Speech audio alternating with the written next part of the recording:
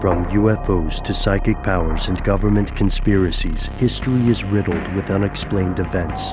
You can turn back now or learn the stuff they don't want you to know. A production of iHeartRadio.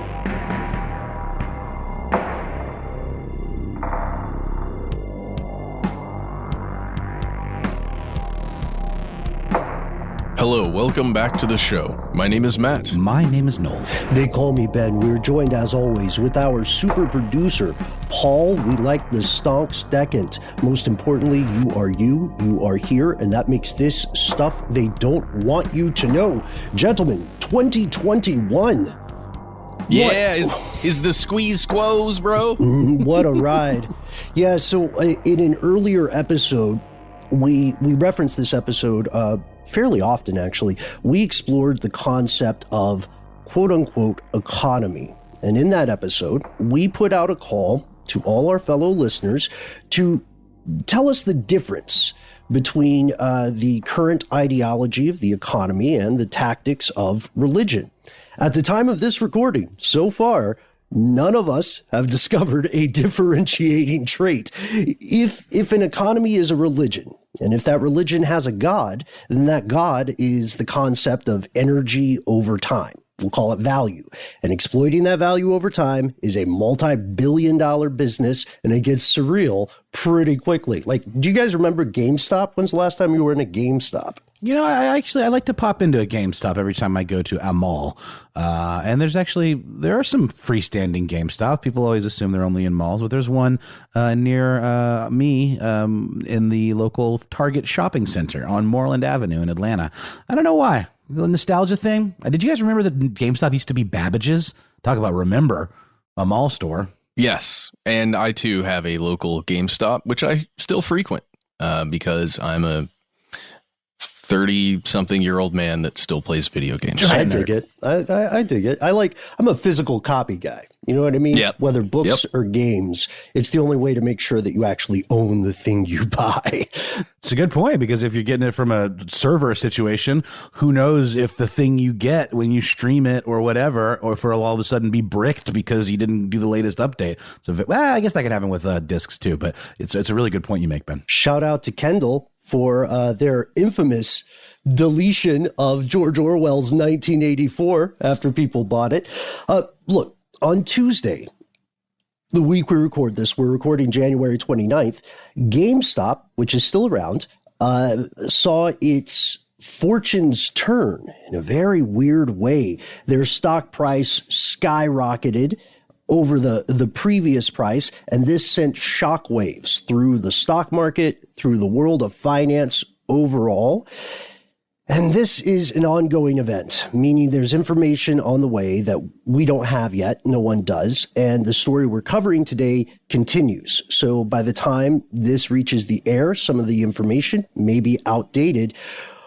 But as the Mad Hatter says, let's start at the beginning. We'll go through the middle and do our best to find the end. GameStop, Wall Street, Reddit. Here are the facts. What the hell just happened? How is this brick and mortar business suddenly one of the hottest stocks on the planet? Yeah, it feels very weird to even be talking about GameStop in the news outside of something terrible happening to yet another brick and mortar store. I don't know if any of you guys got like messages from friends like, what's going on with GameStop? Because it was a little confusing. It was like GameStop was trending and we knew something weird was going on with the stock market and GameStop. But because of the kind of a little convoluted and mysterious nature of the stock market, it's not something that everybody can immediately wrap their head around. So it definitely does do a little digging and requires some kind of basic knowledge of some foundational yet very odd concepts of the stock market. Yeah, on that note, I want to thank everybody who reached out via Twitter or Instagram or sent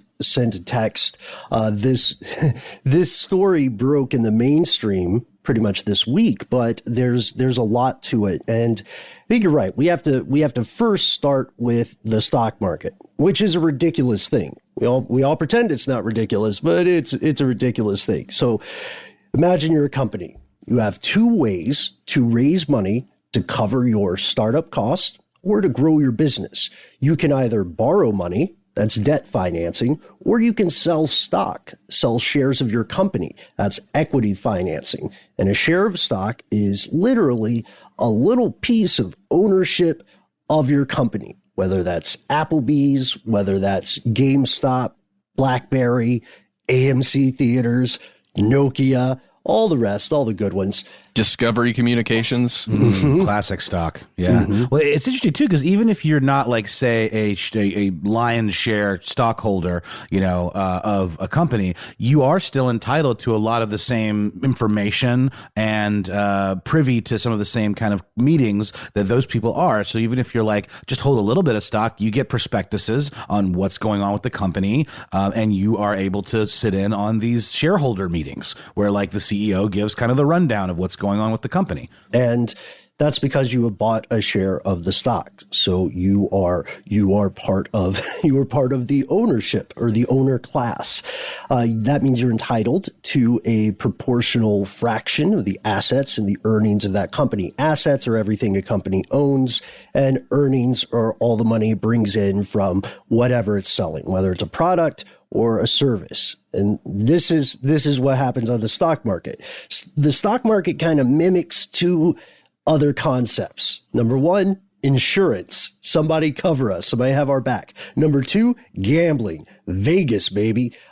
It's Wall Street is in some ways Vegas with a tie, and an investor uses money to support this given idea, this company, this endeavor. And if the endeavor succeeds, the investor wins. If it fails, the investor loses their influence ordinarily in a basic buying a stock kind of thing. But there are multiple ways to participate, to play in this casino. For the vast majority of people, the vast majority of individual investors, what are called retail investors, this means that you buy a certain stock at a certain price, hopefully a low one. And then hopefully later on down the line, you sell it at a higher price. So you get your, let's see, what's a good one? You get your, coffee, whatever. You get your coffee stock at $10 and next month you sell it for $15. Good job. But as we said, that's just the beginning. To understand what's happening, we have to understand the concept of something called short selling. Yeah, which is essentially the reverse of that concept. Instead of buying low and selling high, you're buying high and selling low, kind of. It's a little, oversimplification, but the idea is that you borrow a stock that you don't actually own, and then you sell it. You're making a bet that the stock's price will go down. And then you can sell it. You can return it back to the person, the broker, I guess, that you've borrowed it from. And then you pocket the difference in the stock price from when you borrowed it to when the end of that contract expires. Yeah, it's a really weird concept, and it's still difficult for me to wrap my head around it necessarily. And so many different places have attempted to explain it. It still doesn't make sense that there's money in it, except for the fact that the borrowing is really important. Borrowing it and then selling it in hopes of, I don't understand. God. It's the old line from Popeyes, right? I'll gladly pay you on Wednesday for a hamburger on Tuesday. Vulture has a really good explanation of this that I hope is helpful for a lot of us in the audience today. Let's say, Matt, Paul has a book. That book is worth $10. And so you go to Paul and you say, that's a kick-ass book. Can I borrow it? I'm going to give it back to you in a couple of days. And then you take that book, which you do not own, and you sell that book to someone else for $10. That's how much the book is worth. But you're thinking this book is going to be less valuable before you have to give the book back to Paul. And so the book, let's say the book drops to $4. Everybody said, this is not a $10 book. This is a $4 book. There's so many of them. And so now you can go and buy the actual book for $4 and you can give it back to Paul. And now you have $6. That makes so much more sense. Thank you, Vulture and Ben. That makes so much more sense.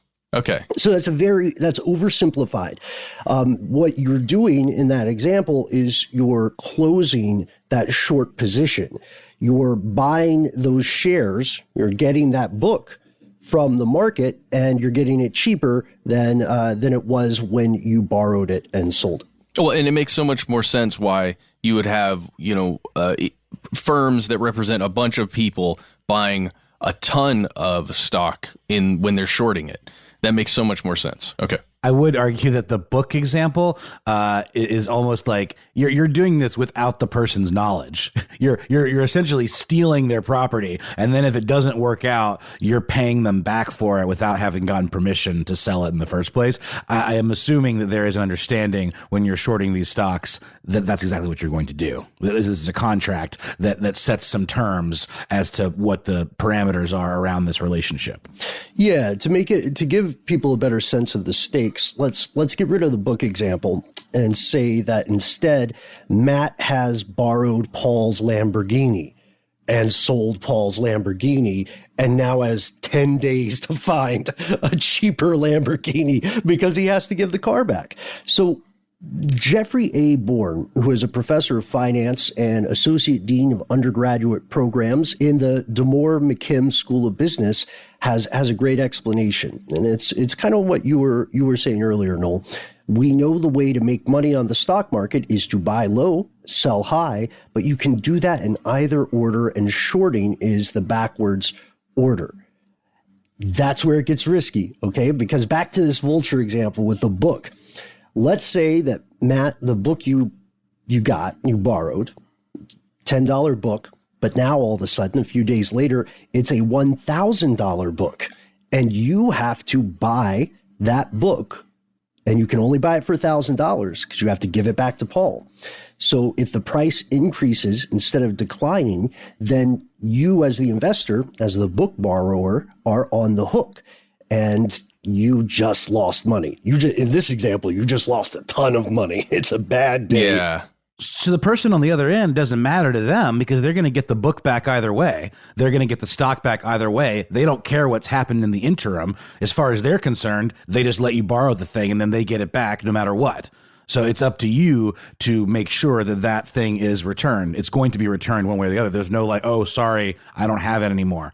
That's not part of the arrangement. You absolutely have to get it and pay whatever it takes to get it. But if you get it back for cheaper, then you pocket that difference. And that's how you make your money. And if you do this a bunch successfully, you can make a lot of money. But if you're thinking at home, this sounds really dodgy and kind of unethical and sort of sleazy. I mean, there's an argument that that's the case. And it's a very controversial practice, even among high level Wall Street types, maybe would be considered like the ethical set of Wall Street. Yeah.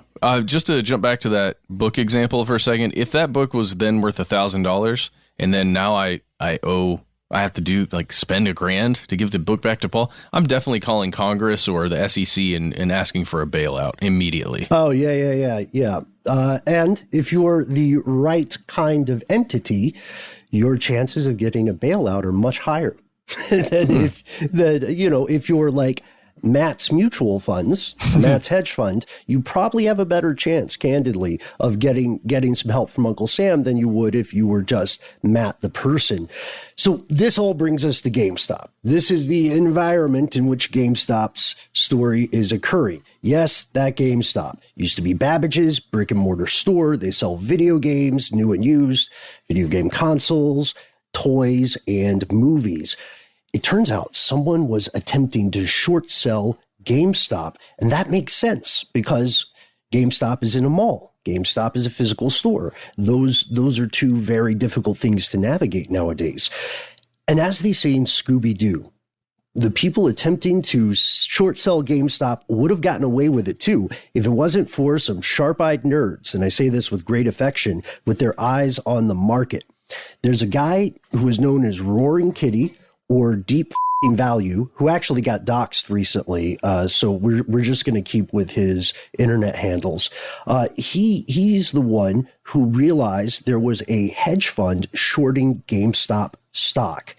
In July of 2020, he made a video that's about an hour long where he explained his logic and why he was bullish on the stock, which was about, I think, about $4 per share when he recorded it. Which means you should buy. Right. And we were talking earlier with Paul, and Paul, what was the stock at today? Did you check? Paul has just told us the stock is, as we record, at $348, a little north of that per share. So from $4 to $348. This video came out in 2020, but he's been buying this stuff earlier. Yeah, since 2019. And as we record today, this kind of packet of stocks, including, again, the whole idea behind this practice is to target stocks that will likely fail, to target companies that will likely fail. It's not like doing this is going to make them more likely to fail, because that would be extra crappy. But it's just a practice of kind of making bets that these stocks and these companies are not going to do well. So a lot of companies that were affected by the pandemic, like GameStop, like the movie theater chain AMC, are on the table for this type of practice. So a lot of these stocks have been bundled up in what has been widely reported as something called a short squeeze, which is a combination of, it's basically a way to screw over these investors that make their money shorting stocks. I want to step back real quick, though, because there's an important point. And I think a lot of our listeners are thinking this, too, which is what you said is absolutely correct. In theory, it's absolutely correct. However, we have to remember we're talking about influence on a macro scale. If you have the juice for it, and if you have the connections, let's say you're Matt's mutual fund and you're short selling books, you can have Matt or one of Matt's employees or someone who knows Matt from college or something go on CNN, go on Fox, go on MSNBC and say something like, you know what sucks? This book. And then that can influence the price of that book. And that does happen. There's not really, it's kind of, you can see how it's tough to regulate that. And that's there aren't a lot of regular folks showing up on CNBC to tell you, a viewer, about their special stocks that they like to trade in. Elon Musk got in trouble quite a few times for saying things on Twitter that affected his own stock price. Mm-hmm. And then he got in trouble with his board, and they basically said, yeah, you can't do that. Stop doing that.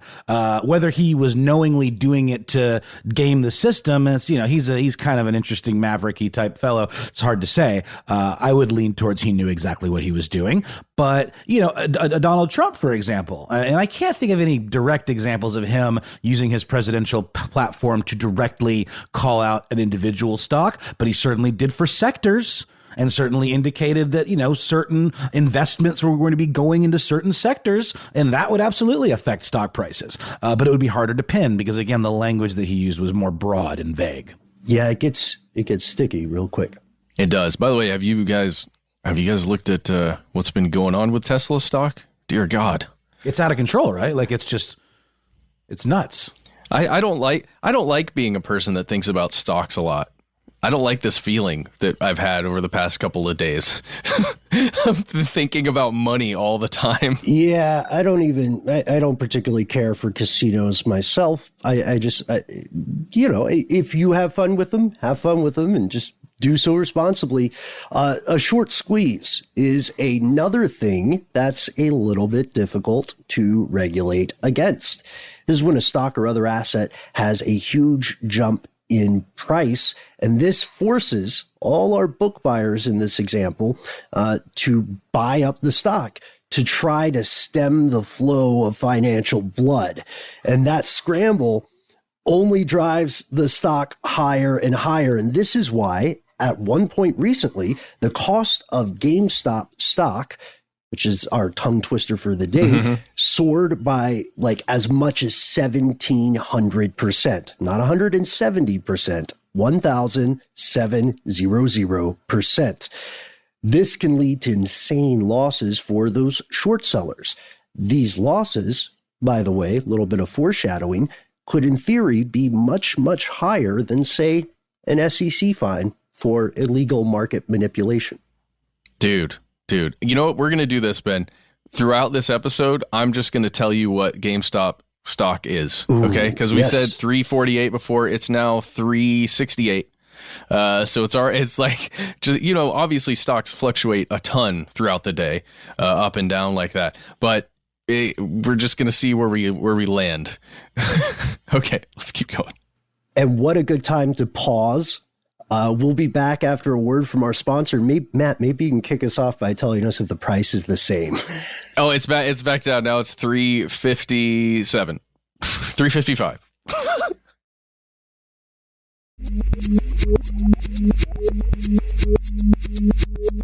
And we're back. How did this happen? Someone got caught with their hand in the cookie jar. As we said, GameStop was ailing. A lot of people thought its demise was on the horizon, very near. Sales were sluggish because for all the reasons that we just named. You don't really have to go to a physical store to buy a new game nowadays. You can download it. Malls are the native environment of GameStop stores, and they were already in dire straits way before a pandemic. And so traditional investors are being rational about this, and they're saying, hey, there's a chance to do our short selling thing. But they overdid it. In a worst case scenario, a lot of folks will tell you that somewhere around 5 to 10% of a stock could be shorted. This was not the case with GameStop.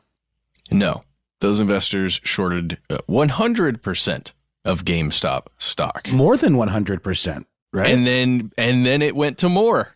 So How is that even possible? You hit 100% and then you just kept going. I don't understand. How is there not a ceiling? How can there not be? Nope, sorry. The market's closed on GameStop. You can't do any more. It's like overselling a concert. I've never understood how you can oversell a concert. Or seats on an airline. Right. It just seems like the very basic level of greed, kind of. I don't know what it is. So they're borrowing these shares. Right. So they're borrowing more shares than actually exist. And people initially didn't really heed what Roaring Kitty or DFV was saying. He invested $53,000 in the beginning, and people were kind of mocking him. They were like, oh, wow, you're crazy. I mean, YOLO, do you, bro, but don't expect much. And then online forums, specifically Reddit, eventually had his back. And an online community of stonk watchers, that's STONK, saw an opportunity to do a couple of things with GameStop. Picture, and you can see the memes, picture the famous Heath Ledger take on the Joker in the Nolan Dark Knight series, saying, it's not about the money, it's about sending a message. Yeah, or the other Joker from The Joker. There's a fantastic video that you can find online, or I guess it's more of a GIF that's animated, but that goes throughout the whole scene there at the end where the Joker does the thing that he does on that show. You know what I'm talking about. It's just fantastic, and it does speak to millennials and people who are younger than us, and it really hits home. And it makes sense why a group of folks who are investing on their own and don't have a lot of assets to their name and don't feel like they don't have a lot of opportunities because the situations have changed since their previous generation, why that group of people would want to do this. Yeah, they had a couple of reasons. Of course, there's a profit motive, right? We could make some money off of this. There's also this ideological push that has some kind of like cognitive DNA in common with Occupy Wall Street, if anybody remembers that from 1,000 years ago now. They wanted to damage these hedge funds that make billions of dollars by betting on the failures of these companies. They also wanted to troll this industry. And frankly, if you talk to a lot of people involved, they'll say they like GameStop. They have nostalgia for it, just like many of us listening today. We like the stock. And they also wanted to show the collective power that people without billions of dollars of capital could exert if they worked together. And that's where a subreddit called Wall Street Bets comes in. And, we've all been having various conversations about this off air. Wall Street Bets is getting portrayed in a weird way in the mainstream media in some ways that are either intentionally or accidentally misleading. But it's a lot of people who are identifying themselves as day traders or retail investors, and they were keeping an eye on these companies that had a lot of stock shorted, and they coordinated their efforts, having DFVs back, to buy tons and tons of GameStop stock, as much as they could. And they wanted to drive up the price for this hedge fund and make it very expensive for them to buy back these stocks and make good on their short positions. That's the short squeeze. And it kind of, well, the story's not over yet, but it kind of worked. Financial data companies estimate short sellers lost upwards of $70 billion so far just because of this short squeeze on GameStop and on other stocks. But this is not the crazy part. Let's look at what happens and what Wall Street did, how they reacted when peasants invaded the casino. Here's where it gets crazy. Yes.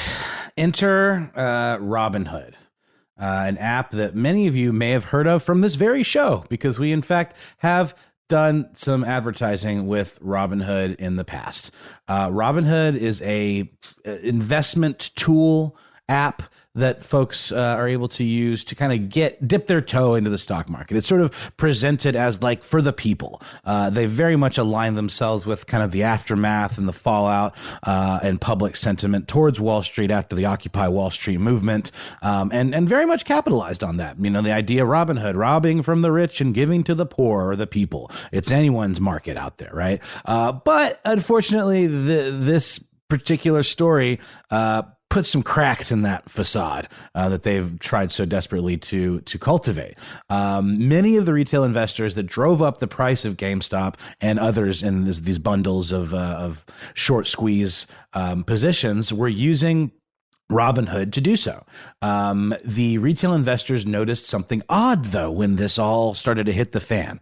Robinhood and other brokers like them were restricting these stocks in kind of weird ways. And when we say restricting, we literally mean they were not allowing users to buy them. Some users, right. To buy existing GameStop stock. It would only allow them to sell the positions that they already had.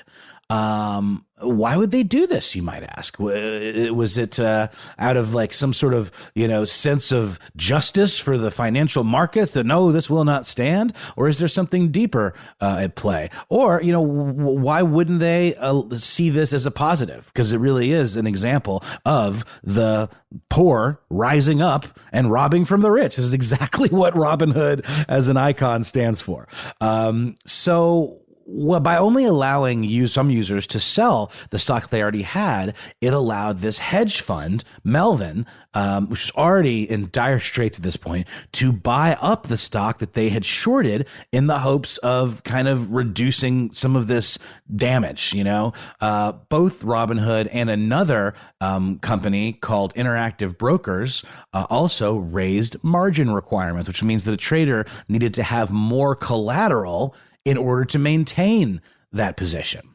If they didn't have what these outfits saw as the necessary collateral, they would automatically have their positions closed out.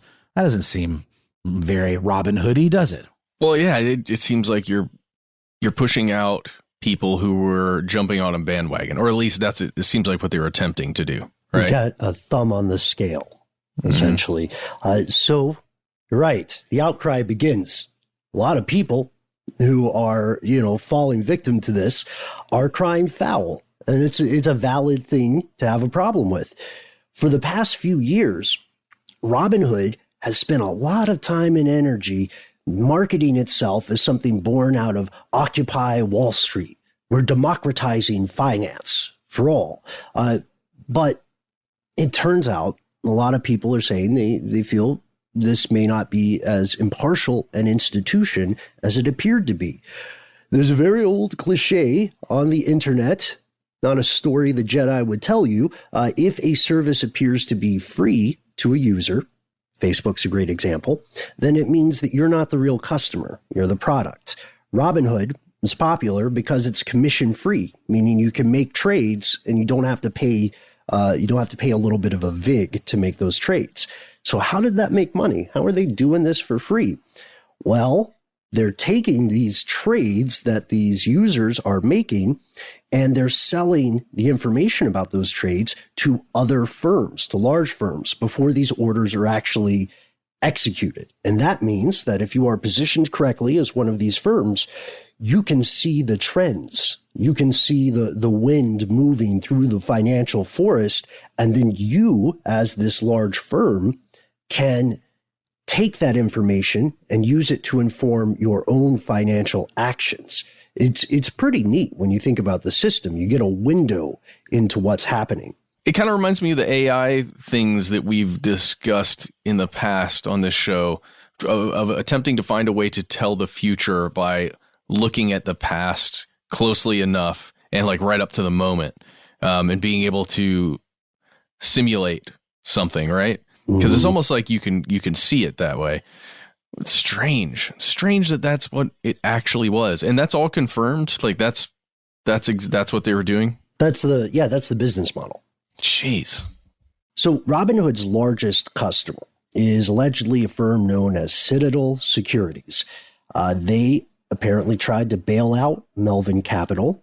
That's the hedge fund. They got, the one that was popping up in the headlines for this shorting of GameStop. So the big fish are buying info from Robinhood and they're inserting themselves into this process, into this kind of chain of events between when you as a customer make a deal on Robinhood and when it actually gets executed on Wall Street. This is something called order flow. And Vice has a pretty good explanation of this. Vice says Citadel Securities pay tens of millions of dollars for this order flow, but makes money by automatically taking the other side of the order, then returning to the market to flip the trade. And then it gets to pocket the difference between the price to buy and the price to sell, and that's known as the spread.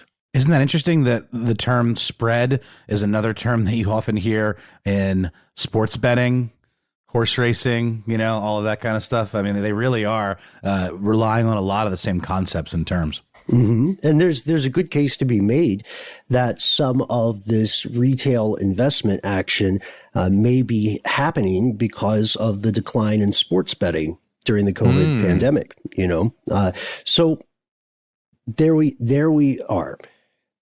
Outfits like Citadel are supposed to be honest dealers. They're supposed to look for the best price for any particular order, and that's whether they internalize the order themselves or whether they send it to the market. Fortunately, this has not always been the case. Back in 2017, they were fined $22 million by the SEC because their algorithms were taking advantage of retail investors when it was purchasing those order flows. We're going to pause for a word from our sponsor, and then we'll be back to explore more because the tale continues to unfold.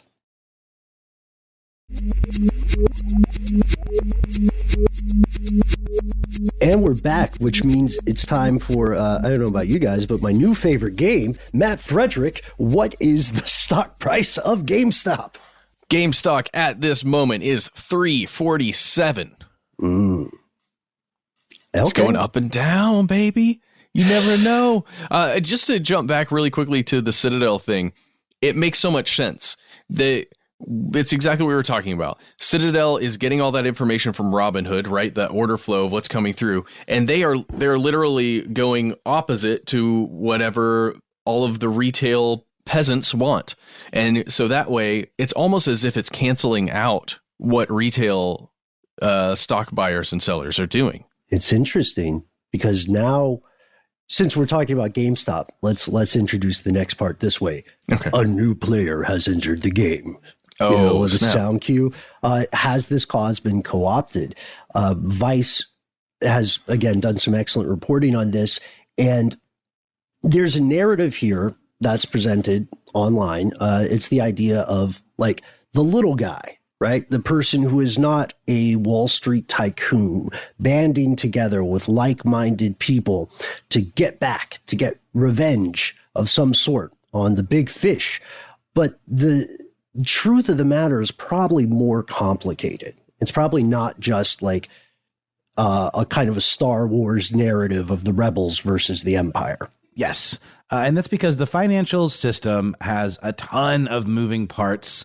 And these day traders using Robinhood, who see themselves as, literal kind of Robin Hoods, freedom fighters, are really just kind of blips on the radar. They're just tiny cogs in a massive, very, very expensive machine. So it's worth, mentioning that whatever profits some of these day traders end up with on GameStop, it's really ultimately a drop in the bucket. The huge firms that own the majority of GameStop stock will likely in the end still come out on top. Not to, rain on this whole freedom fighting kind of stick it to Wall Street parade, but these entities, these massive, too big to fail type firms are folks like Fidelity and BlackRock, and they all own millions of GameStop shares each. For example, I think BlackRock owned around 9.2 million shares worth about $174 million. That was at its original price back in December of 2020. And that's according to SEC filings that were published this week. That stake now is worth about $3.1 billion. God, I hope they sold. Yeah, this leads me to ask something that I asked off mic, and I think it's something that maybe there isn't really a good answer to, but obviously we can see how this false inflation of the stock price can benefit these big fish, but how does it actually benefit the company? Because it's obviously like an incorrect, assessment of how the company is actually doing, because you'd think a stock price would be reflective of how a company's doing, what their futures are, their perspective of growth, et cetera, during their quarterly earnings reports and all of that. It should be tied to some physical asset, whether it be a brick and mortar store, inventory or what have you. So how does this vastly overinflated stock price actually benefit the folks that run the GameStop company? Yeah, it's an interesting question, right? How closely associated are these stocks and the actual thing, right? It's important to note that, an economy alone is not the health of a nation or a country, and a stock price alone is not always indicative of the actual value of the thing, right? Because what we're talking about at this point is kind of an article of faith. We're circulating ideas and beliefs and values, right? We're betting, we're believing in a thing, or we're attempting to convince other people to believe in a thing, right? And, like the dollar is a coupon. We all just sort of believe that it'll work. It represents energy and labor over time. That is the value of the dollar. You're really trading time when you pay someone $1 or when someone gives you $1. And this, I would argue, this is kind of similar. And it is amazing. We're seeing story after story of a kid just out of college that invested a little bit of money in GameStop and then was able to pay off his or her student loans almost immediately over the course of a year, or someone who was able to buy their first home and it didn't look like they were going to be able to because they couldn't find steady income. But it's incredible that is true and exists and came out of this whole deal. It is also weird to think that BlackRock or whatever went from Scrooge McDuck level to buying a palace on the Black Sea. Right, the Mansa Musa or Putin level. Yeah, I think that's a really good point that we shouldn't miss here. Even if some of these individual investors are at scale, accurately described as a drop in the bucket, that's a life-changing drop. That's amazing for so many people. And right now, as we record, there are many people on online forums who are urging one another to hold, as in to not sell GameStop and these other stocks, because that would enable some of these short sellers to get some stocks back, right? To get those borrowed stocks back and close their position. And then there are other things that are happening. They're really weird things. I don't know about you guys, but I didn't expect neo-Nazis to show up. But people are recognizing opportunities, and things are getting even crazier. You're going to see some circulation of anti-Semitic conspiracy theories, the old stuff, that keeps coming back around throughout history. And some people are just trolling, I guess, in like a 4chan level way. Other people are spreading what I assume to be their sincere, incredibly misguided ideologies. And then this is the thing we have to remember. We're talking about the internet. Anybody can make a Reddit account. Anybody can log into any number of forums, and they can say they're whomever they want to say they are. But that doesn't mean that's their real identity. It's quite possible, I would say even likely, that there are professional traders involved. We were talking about this before we went on air, but if you go into these forums, you will see a lot of bots. You'll also see a lot of people who are trying to push a certain stock, like saying, hey, you know what the real big thing is? Silver, right? Noel, I think you and I, maybe you, Matt, I don't know if we talked about this, probably had some folks talking about silver to us. Is that correct? Yeah. I wanted to mention just a buddy of mine. We were talking off air before we went on about this concept of cryptocurrency and how it's reacting to all of this hoopla. And a buddy of mine yesterday was talking about how he just invested a little bit of money in something called Dogecoin, which is just another of these many different varieties of cryptocurrency. Like, what is it? Ethereum? Did I make that one up? Something like that. And obviously the big one, Bitcoin, but Bitcoin is so expensive that it's really hard to buy into now unless you've been in it from the ground up.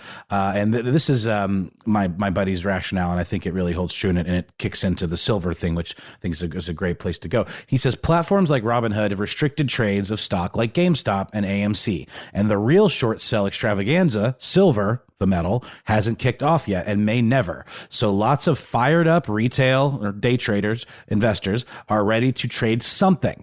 Bitcoin is too intimidating because the price in is now around 30K. None of the other coins have any sway with the general public except Dogecoin, which opened yesterday, as we record this, at less than 1 cent per share. When I got locked out of GameStop, I looked at the cryptos that had the most activity. Doge was ahead by a country mile and already up past 0.02, which is when I bought in. The creeps on Reddit are targeting $1, which would leave me more than debt free before student debt. So it's an interesting the way the cryptocurrency market is reacting to this, because it's just another market that can then be thrown into the mix to kind of offlay some of these burdens, for these traders. But it causes a lot of action, right? Yeah, that's one of the big possibilities in the future. Is this going to lead to even more mainstreaming of cryptocurrency? And there are tons of cryptocurrencies out there. Let us know which one is your favorite and why. Short sellers, according to the retail investors, short sellers were attempting to save themselves by engaging in something called a short ladder attack. A short ladder attack is just putting in lower and lower bid prices between yourselves. So there's not really a lot of volume on this trade, but it's a camouflage thing. It's an illusory move because now it looks like the stock is plummeting because a bunch of people appear to be trading at lower and lower prices. Quite clever, quite clever. And so this means that not everybody might be the retail investor they purport to be. It's possible that other factions of Wall Street are involved. Wall Street may be eating its own. Ooh. Okay. Just full disclosure here. Ben gave me a gift at some point in our past, and when I remembered it, I was thinking about it when I was watching all of this going down in the news, and I just want to share it with everybody in case you may be interested. If you like graphic novels, we are not sponsored by these writers or the artists or Image Comics, but if you're interested in graphic novels, there's this thing called the Black Monday Murders. Highly recommend. This is volume 2, by the way. But It's about the stock market and the truth behind like Black Monday in 1929 and what happened, in 2008. Anyway, it's really interesting stuff. I highly recommend. And Noel, don't feel left out, man, because spoiler alert, that's the gift I got you too. So I'm surprised. Oh, What? Oh my God, that's awesome! Thanks, Well, dude. I was watching your expression. I didn't want you to feel left out. Oh no, it wasn't an expression. Thank you very much. Is that you said at the office? I think so. It's either at the office or my car. You know what? I feel like I'm almost a short seller. It will be there by Monday, my friend. All right, fair. So, Black Monday Murders. It's a wild read. I love it. I do have to warn everybody that like this story, Black Monday Murders is not yet complete. So creators of that, if you are listening, Jonathan Hickman, let's go. yes, please. And while we're waiting for that story to conclude, let's look at some of the updates for this current saga. There is a class 338, by the way. 338. Okay. Wow. Geez, it's ping ponging. There is a class action lawsuit afoot. Yes, it would seem there's a pretty good case to be made because, as we mentioned earlier, Robinhood has this business model where, like you said, Ben, if you're getting something for free, look no further than yourself to see where the product is coming from. And the way that Robinhood is situated, where they're essentially giving like a first look at these trades to a third party that I'm sure somewhere in the terms is acknowledged, but it does seem like a little bit sketchy. And then this third party was directly affected by this run on short selling or this short squeeze. So the case to be made is that they misled investors. They misled their user base, their customer base. And there's also a question of whether or not Citadel actually like pulled the trigger on those actions, right? That's right. There's even a rumor that there was a call from the White House that said, hey, stop letting people mess with GameStop. Stop letting people mess with the money. That's another unwritten American law. So Citadel comes out very recently and denies any involvement with this. They say, quote, Citadel is not involved in or responsible for any retail broker's decision to stop trading in any way. That's pretty explicit, right? There's not much weasel language in there. This lawsuit is directly in response to the restrictions that were placed on GameStop. It was filed in the Southern District of New York, claiming that Robinhood was rigging the market against its customers. You can see the language of the lawsuit. You can see the website of one law firm that's been engaged here, Chapman Albin, LLC, out of Cleveland. They specialize in investments and financial fraud. And if you go to their website today, you'll see this message on the homepage that says, like, who's got a good lawyer voice? Like a good, I want like a good ambulance chasey lawyer voice. Like, are you a Robinhood user who has suffered losses? Dial blah, blah, blah, blah, blah, blah, blah. You put in your information on this website. And so far, more than 6,000 people have signed up. Yeah, 6,000 people. And I'm sure that will grow as well as others that are attempting to pile on. On the subreddit Wall Street Bets, there are numerous posts right at the top right now having to do with exactly that, how to essentially jump onto a class action lawsuit. And now we're getting close to the horizon, right? We're in the present moment on the precipice of the future. And you're probably wondering some of the same things we are, namely, what happens next? It's tough to say because, as we've established earlier, in some cases, there's a pretty good argument to be made that crime and consequences can be seen as a cost of doing business after a certain threshold of profit. Oh, yeah. We've hit on that way too many times over the years here, where it's just way, way, way, way too profitable to make money in a slightly wrong way if it's just a slap of the wrist for like 2% of what you made. But here's the thing.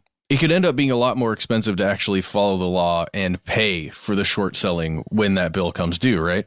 Think of it this way. Okay, let's say you're driving somewhere. Let's say like Noel, you're driving. We're all in the car. We're on a road trip, and if we don't get to our destination by like 5 p.m., we have to pay $1,000. And we know that if we go the speed limit, there's no way we're going to make our destination by 5 p.m. But let's say we put the gas on, we break the law, and we speed fast enough that we can get there by 4:57.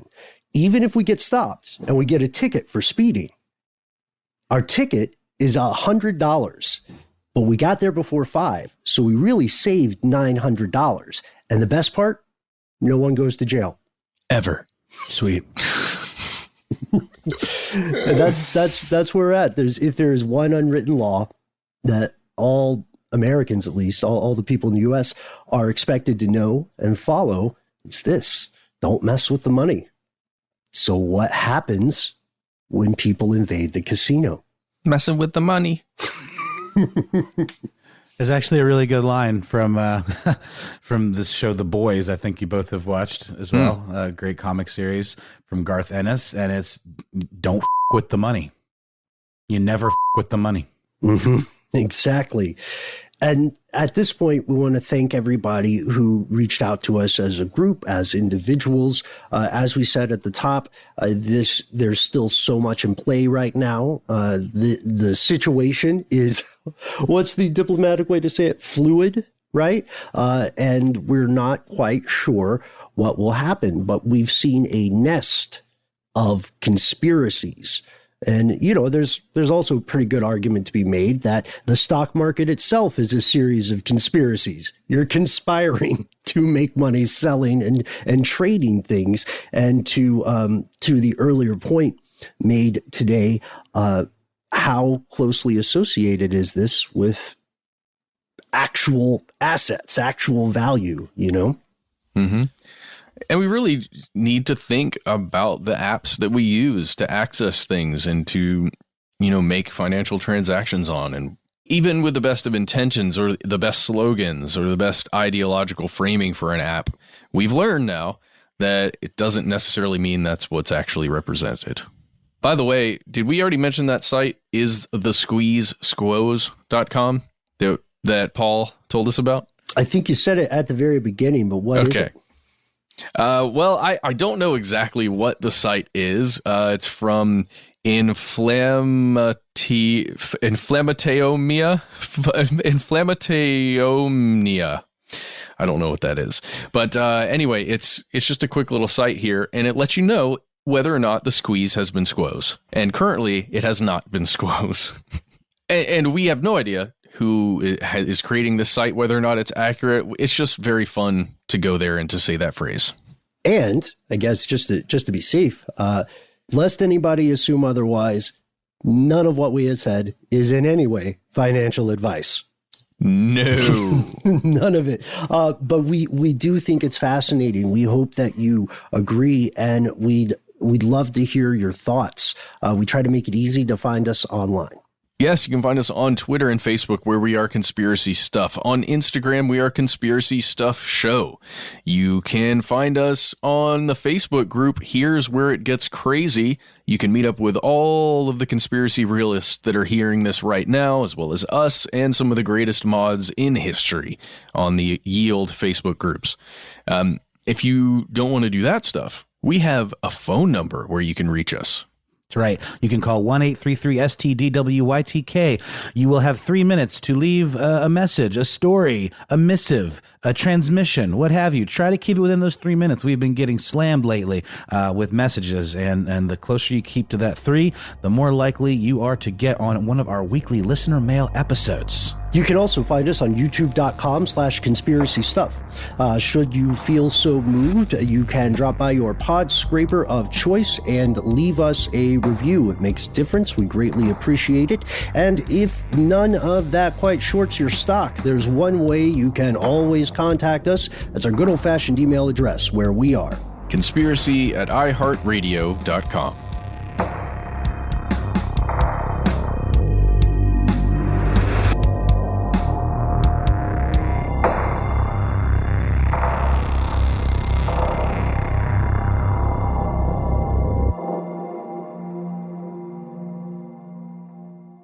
Stuff They Don't Want You to Know is a production of iHeartRadio. For more podcasts from iHeartRadio, visit the iHeartRadio app, Apple Podcasts, or wherever you listen to your favorite shows.